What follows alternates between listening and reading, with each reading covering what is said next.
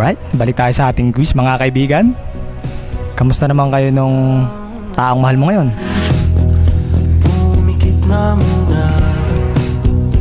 Nag-uusap pa ba kayo? At baka sakaling namamalikmata lang. O baka naman may kausap na siyang iba? Ba't nababahala? Di ba't ako'y mag-isa?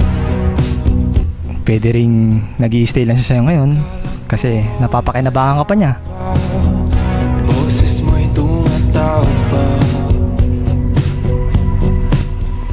Pero what if kaya ka lang naman niya minamahal? Kasi ikaw yung nandyan.